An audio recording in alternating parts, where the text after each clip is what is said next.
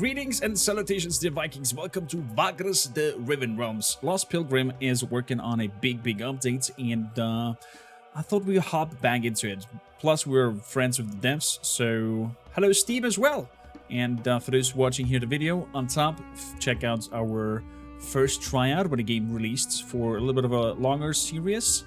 And if you want to see more, let me know. I gladly, when the expansion is out, hop into a full playthrough and guide you along and give you a lot of storytelling, a lot of voice acting, and present you the game. Talking of storytelling, the game is a homebrew D&D adventure, so be prepared for a lot of text.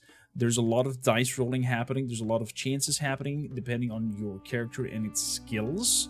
So it is, I would even dare to say, a text-based adventure where you are a Vagrus, the leader of a comitatus. Vagrus is more or less the leader of this caravan, you could say. Comitatus is like a traveling companionship, and the world is in a wasteland. It's devastated, and you're trying to survive, make money, and I don't know, help yourself depending on your goal that you have.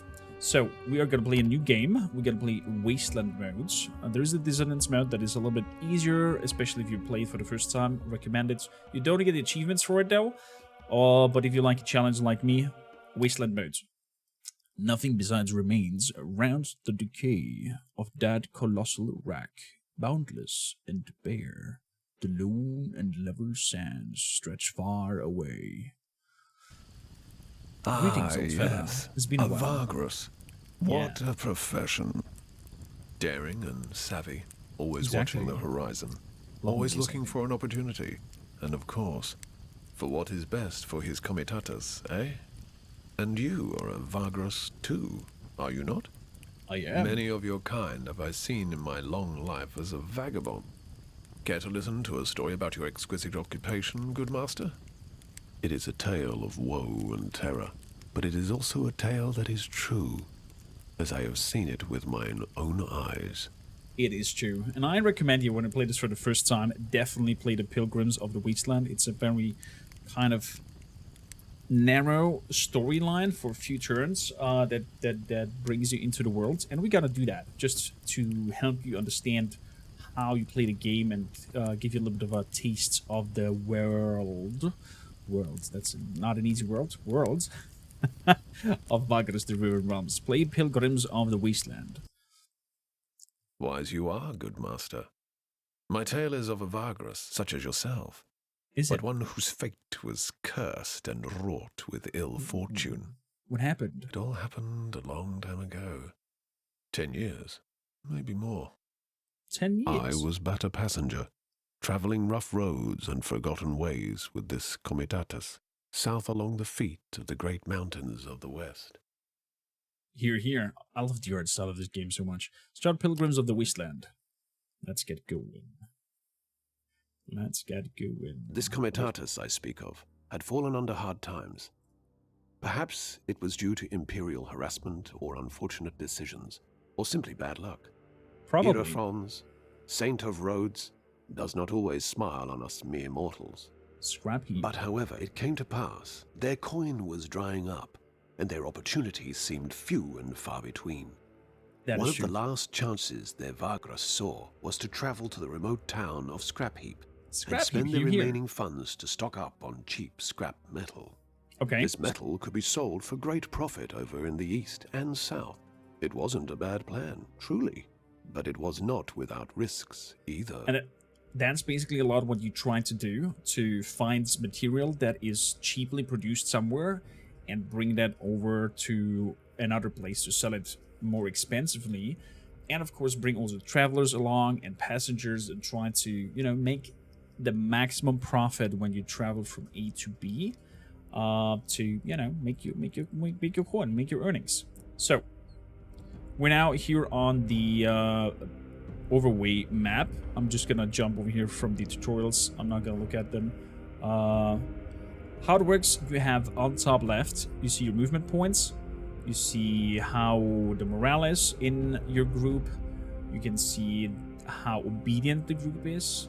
You can see how well rested they are, fed, how much cargo storage you have left, how strong in terms of offensive your crew is, and how strong in terms of defensive the crew is, and how much food is left, and of course the money that you have left there.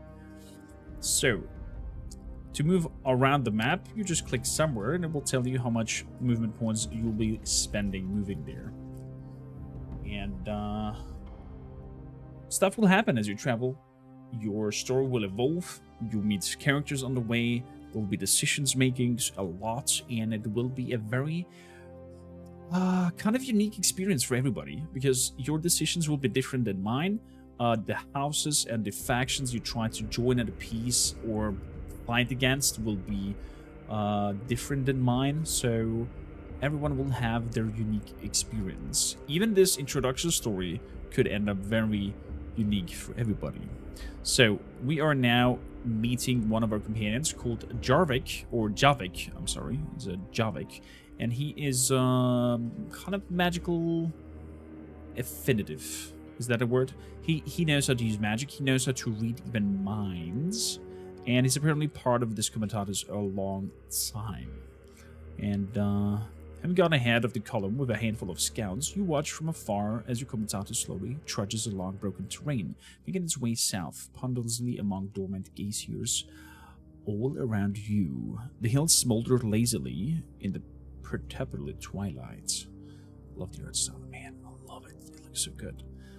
I will not read all of it. I will just, hover over it quickly to give you a little taste of how the game is played. And as we can see here already, you have many decisions and options how you want to answer a certain conversation. And often they tend to lead into different directions depending on what you answer, how you try to answer, and how the dice rolls in the background will happen for you. So, I know you feel that your hands are tied, but like I said before, you made the right choice by leading us here. As he's talking now to us at the Comitatus. Time will tell, but I still have my doubts. It's a long shot, and you know it. Javik nods. True, but it's better than just giving up. The crew agrees too. That counts for something, no? It does, yes. Yeah. Good to know they still have faith in me as a Vagrus. They do have faith in you still, Javik says. It still should not come as a surprise since you have known and traveled with most of them for years and years. Some founding members of the Comitatus you could trust with your life, but you have heard stories before about Vagri who have been abandoned for less. Times being what they are, Javik trails off. Of course, I mean, if the Vagrus of the Comitatus doesn't make money, the Vagri will definitely be bye-bye. With Imperials cracking down on us independent more heavily than before, business is tough. Everyone knows it, and they appreciate your efforts to keep it floating. Our plan are to give us another chance. The plan you talked about your traveling companion into a few weeks ago, but each step towards the western mountains, more and more of them started to have doubts. So this is the way of the road, perhaps? I mean, of course. You can check out also the codex. If something is marked blue, you can click on it, and then the codex will pop up and be like, okay, here you have information about, for example, Scrap Heap is a town on the edge of the Imperial territory, just north of the Molten Tongue and south of the Forest of Shadows. Smoldering Shadows is a great mountain to the west. And it gives you insight on the world itself. And well, as it's a homebrew adventure, there is a lot of background lore, and whenever you have time, I highly encourage you to have a little gander. You don't need to read everything from the get-go, but, have a little gander, lead a round or two in the codex, get yourself acquainted with the worlds, because you will enjoy your journey even further and even better. Living now will help us. The old scavenger was never famous for his goodwill, so we're meeting an old friend, apparently, who we know. Friend, so you can say, Mr. Narbo, and he has to help us out. He won't be able to pass up the opportunity to make us indebted to him. Even the thought of selling yourself out in such a way makes me feel dirty. These are dark times. They call for desperate deeds, but such thoughts make me uncomfortable, to be honest. Javi rubs his chin absent-mindedly.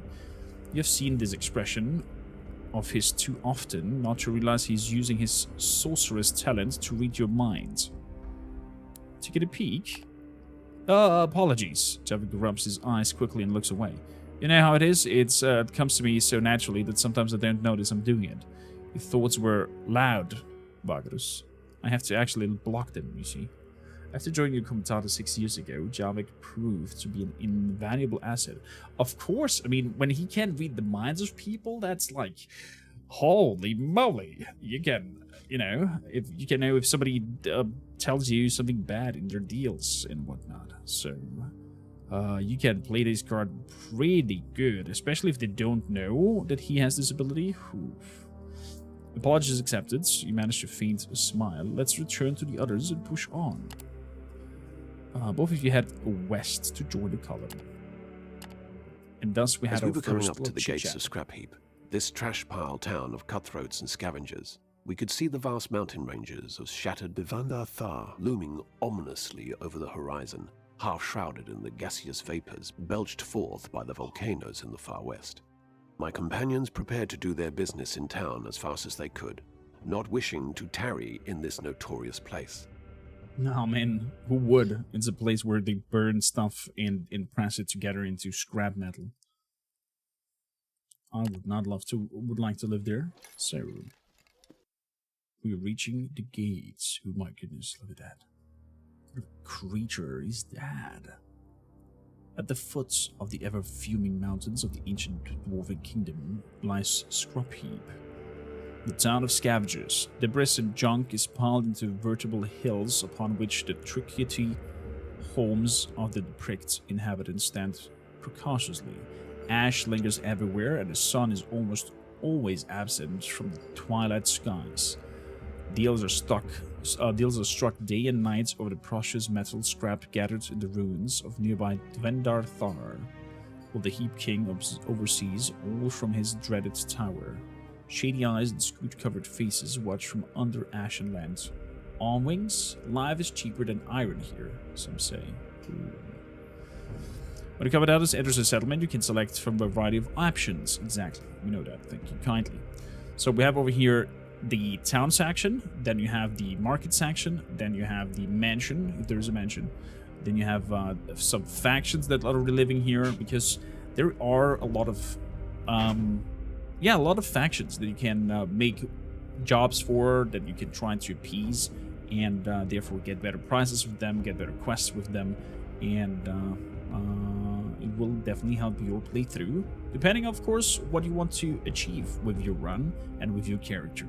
It's your story to tell, and how you tailor it out, and it's so beautifully done.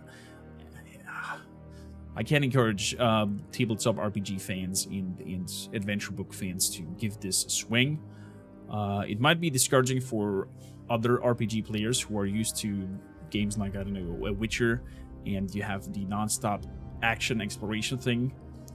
This is more a theater of minds with lovely visuals on your get-go, and yeah, people of Dungeons & Dragons, they probably will fall in love also with this homebrew adventure.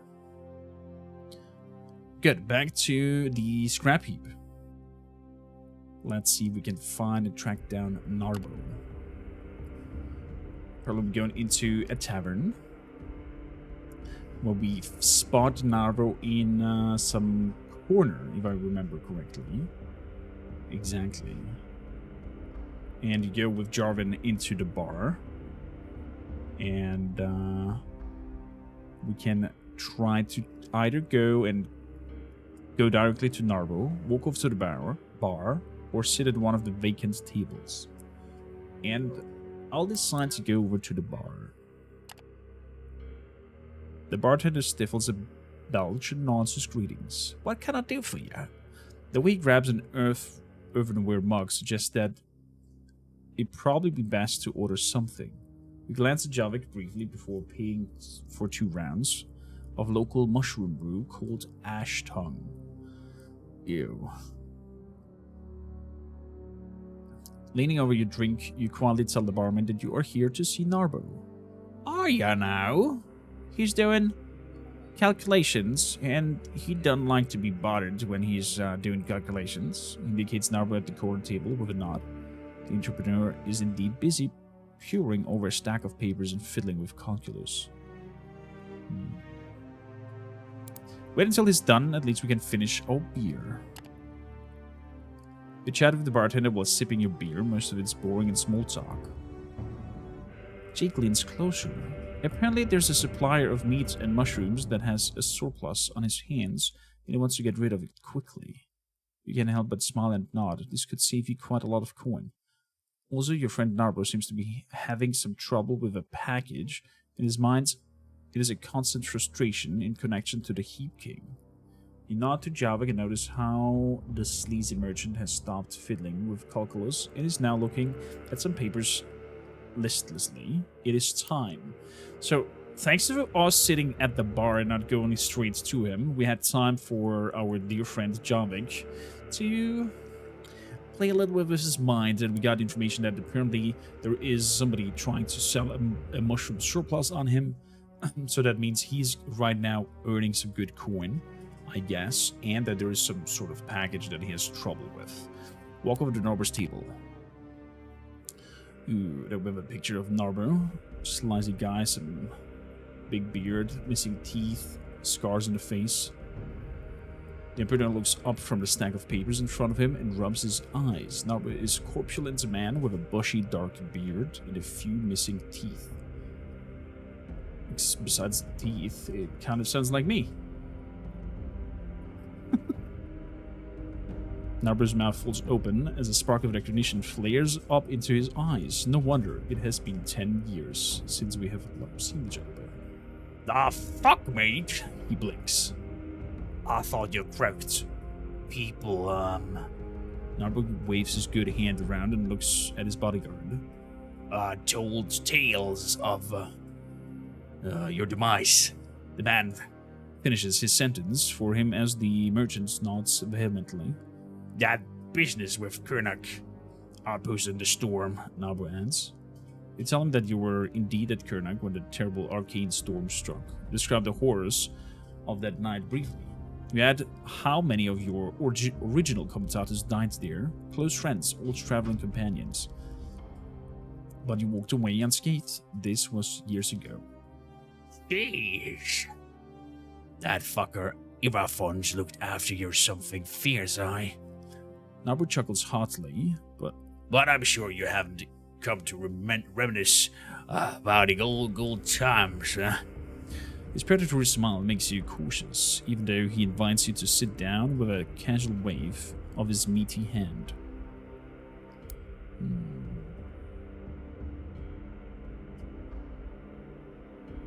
You remind him that you do not like threats, especially not insinuated ones. I apologize to him to the unfortunate way. Let's just smear him. Far as I can tell, you never did anything against me. Narbo shrugs with his smile. Cause he could have sent someone to warn us. The bodyguard finishes the sentence. Back when Narbo and you parted ways, a Avernum Collegium. The Collegium is a polar traditional imperial association, a kind of guild that has its own rules, rights, and obligation. Oh, okay. Oh, what's this popping up when you have the... Thank you. Sudden their trails, they got offended by how you two outplayed them by smuggling in a shipment of exotic spices. You look at Narbo and tell him there was no way of warning him, or even knowing where he was after that chaos was unleashed following the heists in Avernum. I appreciate you coming clean, even if the sorry business was so many years ago. He asks after a long pause. The bodyguard becomes visibly less tense.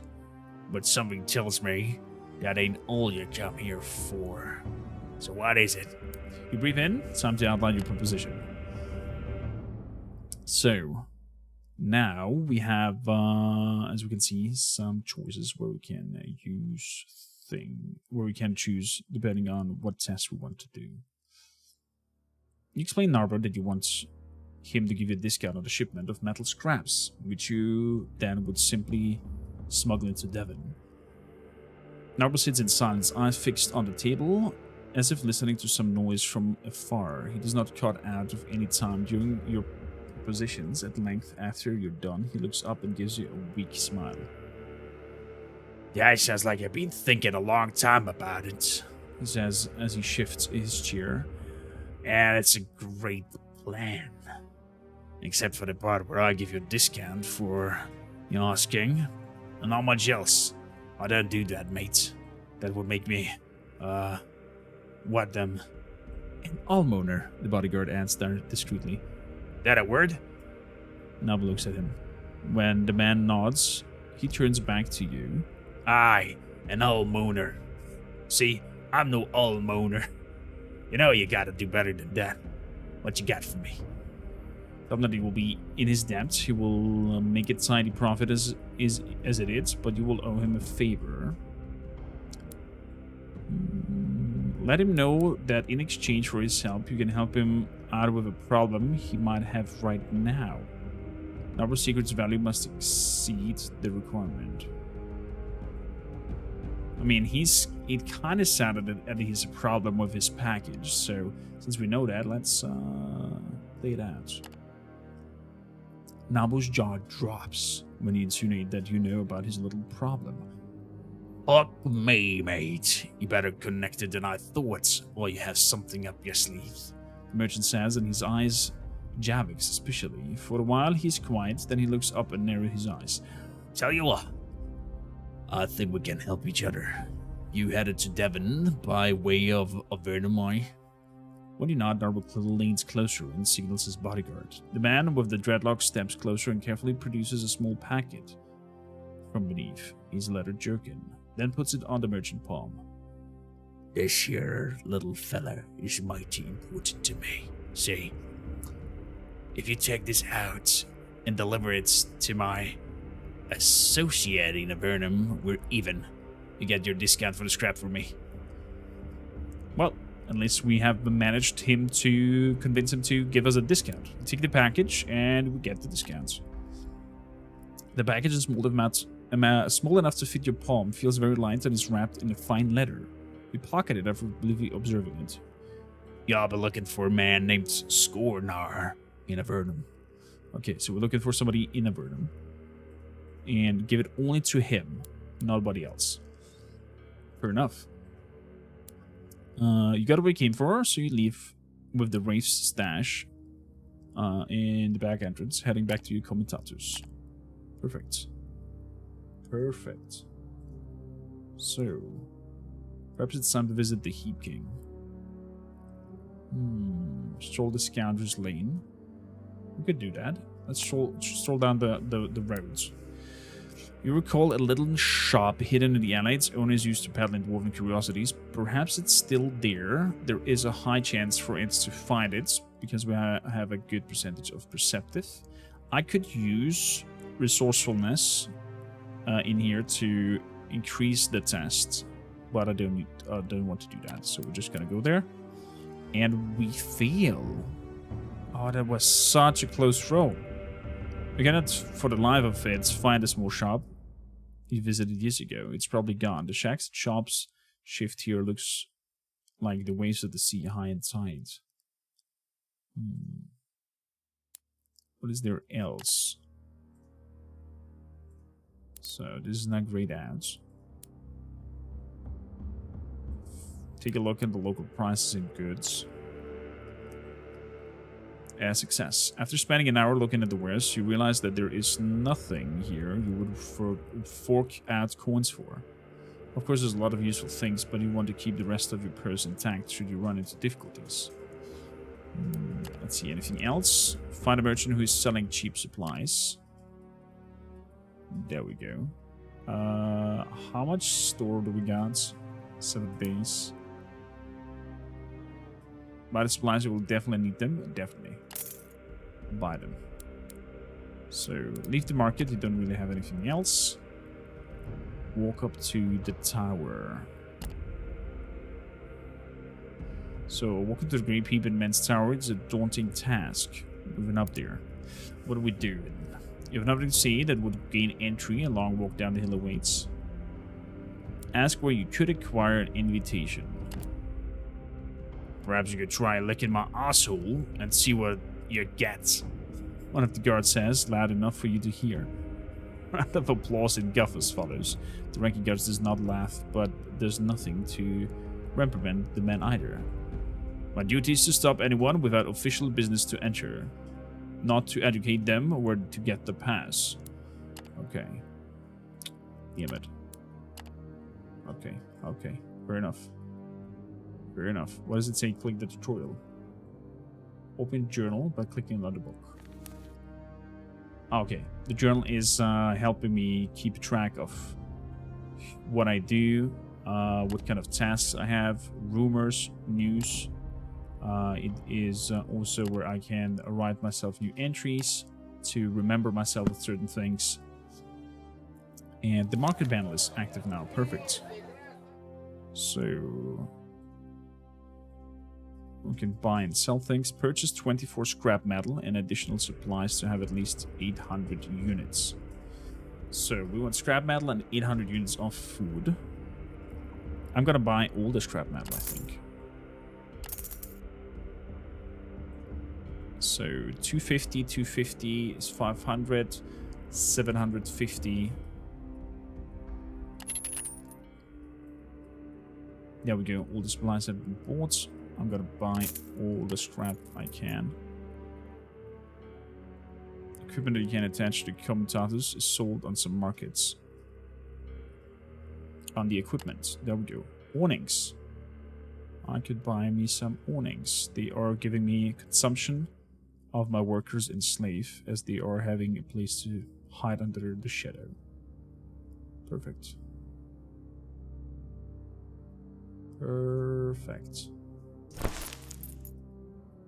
So, you need to equip them first by dragging and dropping them into the appropriate slot. Equip the awnings on your commentators. So put them there. So put them there. Is it a belt slot? It looks like it's a belt slot. Yeah, belt slot. Beautiful. Beautiful. Good. I can spend it inside. You spend the night inside the guarded compound, not for free though. We shall do that. -1 lyric. Good, we're moving along. Partly pass under the gates, but into the broken wasteland. And yeah, I agree with you. There is still hope for the commentators.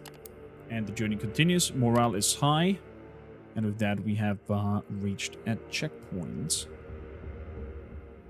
There they were, with a full cargo hold and filled with newfound hope. Yet, the road ahead still promised hardships and peril.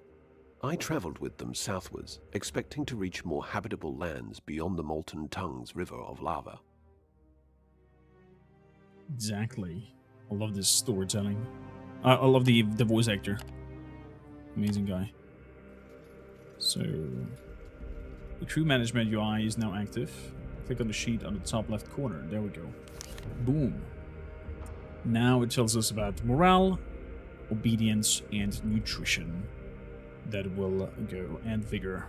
These are the main follows over here. So if you don't feed your people good, they will not perform good. If you don't take care of them well in terms of morale, they will run away or maybe even riot. And if you don't pay them, well, they will show you the big middle finger and probably not be very happy about it. So Outriders are special because you need the fighter and the mounts if you click on the plus button. For now, and add an Outrider, then close this window by clicking the X button. So we want one Outrider because we have an one mount, one lizard mount, and we have 2 pieces of burden. Perfect. Boom. So let's keep moving. Let's keep moving. We've run out of movement points, exactly, the MP up there. Now it is time to camp, and we're hitting on the camp button. In here, there are all kinds of possibilities of how you can camp. And decide, do you want to pay them now? Do you want to pay them later? Do you want to ration the food? Do you want to give them an overlaps of food? And exactly down here are the acquire supplies. You can send your crew out into the wasteland to find supplies, sometimes even other goods. Base chances for these activities depend on your related perks, deputies, crew, and so on and so forth. Hunting uses scouts, as has a chance to get large number of supplies. Critical failure might kill the scouts. Foraging is more reliable but yields fewer supplies. You can use workers and slaves. Through the map UI, hunting and foraging results appear after you end the day. So then you can talk to your companions, use the speech bubble icon beneath their portraits. Exactly. There's medical supplies to heal, and give defensive orders down here if you want guards and whatnot. So I want to boast guards. Compliance, submissive. Yeah, I want guards. I want guards. Vigor is well rested. I'm gonna keep that. With another companion, just literally click on it as well. And we can find out more about her and whoever who what is. Ask what she thinks of Javik. Javik is someone I did not trust. He can read people's thoughts. He's always been kind to everyone. Enough chatting. Thank you for the nights. This is my crew. Toggle metal heals. Nobody needs a heal. We have we have orders for the defense. So we're gonna end the day. So food has been consumed, and we're ready to march onwards. 9 movements. 1, 2, 3. Next camp. End the day. After a long day of march under bleak skies and harassed by the hot winds, the Comitatus finally settles down at the ravine. Except something else is making a muffled noise you do not recognize. Your eyes flick open. Something is wrong. Leaving your tent and passing the sleeping beast, you are just about to call a guard when you stumble upon a large quadruple creature covered with fused bone protriators. It is munching on supplies scattered across the ground, eventually from a torn open sack lying nearby. The creature is a Jakra. Oh my goodness. I hope not this is the Jakra. Jakras are the vermin of the wasteland, bad-tempered and aggressive pack hunters. Ooh boy. A wasteland scavenger that hunts in packs. Before you can utter a word, the monster charges you. Out of the shadow, Morven leaps at it, tackling it aside, cutting his hide with her bone axe in a follow-up swing. Thank you, girl. You breathe out, realizing that she has probably just saved your life. Javik runs up as well. There's more of this accused things, boss. Must have sneaked past the perimeter guards. Javik steps beside Morven as they get ready to fight. And now we come to the moment where combat is at play. Where you have your turn-based combat. You have your 3 lines with a front and a back. And abilities will, well, apply to different lines. It will trigger certain things, and you will have to strategize and use them accordingly to win the battle. Exactly. Combat is in turns, and there are 2 sides. Left is mine, right is the enemy. And there's a front row, the melee row, and a back row for ranged. Each row has 3 positions. Certain skills can only be used when standing in a position that is for the proprietary row. Yeah, makes sense. Fighting. The order in which the combatants receive their turns is according to initiative, Ini. So Jakra is first. He will go and attack. Ouch. These skills can only be used from the front row. They can only target the front row enemies that are adjacent to the attackers. Position or back row enemies if in front row is nobody to block. Okay, so we want to move her up to blocking him and taking care of him. And then we gotta make the Mind Blast. Telepathic talents, and makes them incorporeal. There we go. 4 damage. Beautiful. Weapon skills include an option to push the front row back and pull back the row of enemies. Use Morven's Savage Kick to send the jumping enemy to the back row, denying it an attack, because it has to come from the back to the front again. Boom. There we go. You can consolidate the combat log, the sheet in the middle, at any time to see exactly what appeared. Exactly. Can be opened by right-clicking on the icon with the 3 lines. Yeah. You can see all the combat relevant stats there. The forfeits button, the bent arrow icon, is this one. At the character portrait allows you to pass the current turn. Defeat your enemies. Okay, fair enough. So what do we have here? We have Premonition. Gives block, initiative, evade, super high. Let's strengthen you. Round 3. Because we're getting an attack here. So we have a Whiplash, we have a Savage Kick, that makes a push. We have a Strafe, displaying a great agility. The mercenary sidestep, swing your axe sideways to hit 2 foes. Let's do that.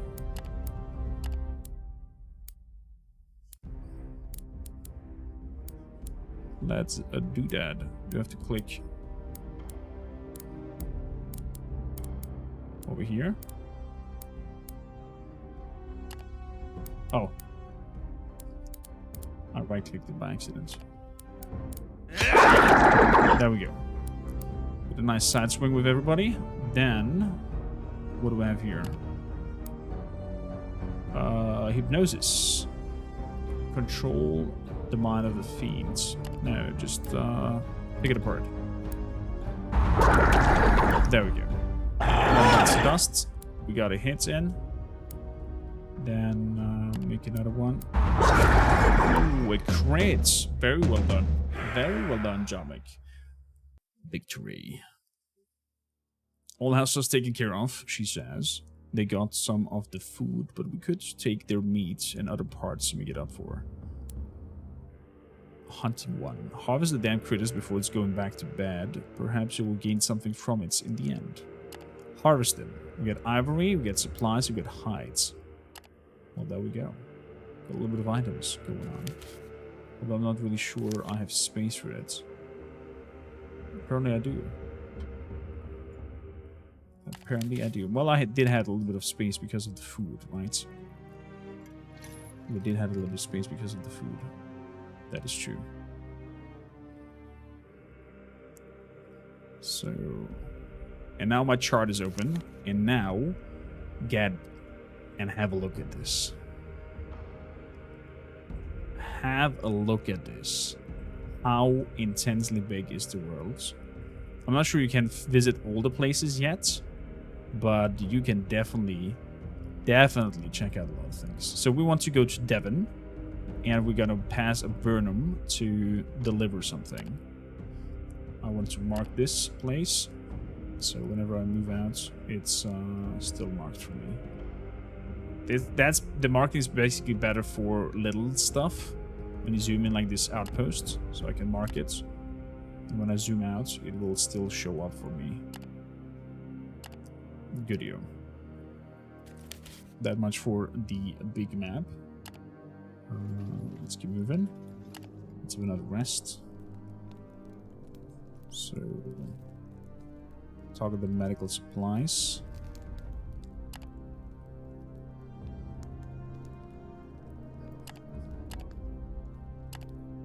Yeah, give them medical supplies to heal up. Workforce. Let's see. Acquire supplies. 71% chance. 25% chance. There's a way too high chance to not end well, so let's leave it. Javik health healed 1 vitality. And let's keep moving. Forced March allows you to move further than the maximum of your movement points. Now we go. You have unlocked Forced March. Marching along the path, and its cost is indicated by the red companion. Although Forced March gets you further, use them carefully. Your crew loses vigor and even morale rapidly if you march too often without extra resting. So, I'm gonna move over here. Whoop, whoop. And I'm gonna use over here a Forced March. And then we're gonna rest. Perfect. How are we looking on this year? Still 12. Yeah, keep the people inside. Do some proper rest. Molven has healed. And keep it moving onwards. As the commentators are scaling another stretch, black sand dunes, one of the outriders had sent out to screen your left flank, rides into the line and heads immediately to you. Vagrus, they're coming! I saw them walking over the dunes! The pilgrims are coming! A murmur of terror washes over the commentators. Clearly, your scout was referring to the last pilgrimage. The last pilgrimage is a magical phenomenon and one of the great mysteries of the Fourth Age. Originally a group of pilgrims walking independence to a capital, they were turned into a host of wandering specters that haunt the forsaken reaches of the Empire. So ghosts. Let's try to hide from them. I don't think we can run from them. Others you had sent westwards to report there's a rocky area not far away.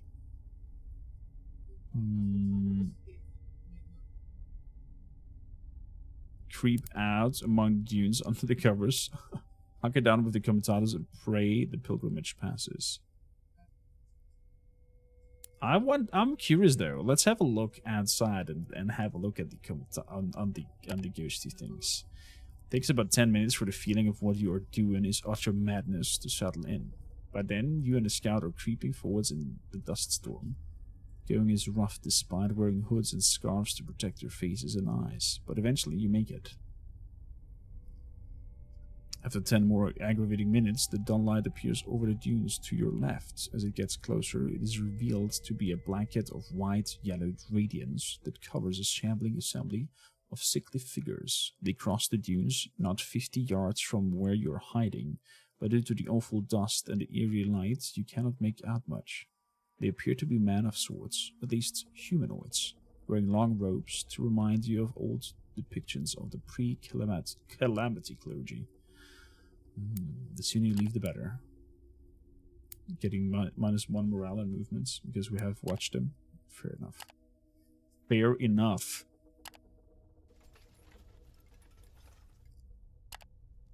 Evildoers. So, your crew crumbles. It is not a rare thing, as there always a reason to grumble. But this time they bitch and moan about not getting paid, which is fairly good reason, if there was any. You notice the signs are quite aware that you cannot go on like this forever. Just keep in mind the pay they're due. The morale is doing okay. They're doing okay, I would say. No? Let's rest. I cannot pay them now. I have the money.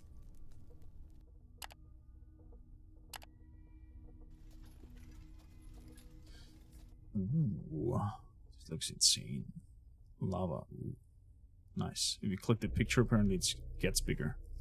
Kabatatos climbs the last black dune and comes to halts on your march. Cross to the other side, there's a high chance for it, and we succeed. And we leave it behind. Morale goes back up by 1. Lucky us, I guess. Just as we were about to leave that damnable lake behind, we heard it. An abominable shriek pierced the air and made us gasp. It came from behind some hills nearby, coupled with the ruckus of battle. The armed women and men, the comitatus, looked at their Vagrus questioningly. Oh boy. Oh boy. But I'll let you find out what that shriek is and what happens behind that very hill. I highly indulge you to check out Vagrus the Riven Realms. It is now also within the party of Tacticon, and will be getting a big update. All of Tacticon games are having huge discounts. Check them all out. And thank you for watching. Until next time, dear Vagrus. See you on the Wastelands. And let me know, of course, if you would like to see a full playthrough of this grand adventure in short bits of 30-minute videos where we're gonna voice act, read through all of it, and adventure together through the Riven Realms. Until next time.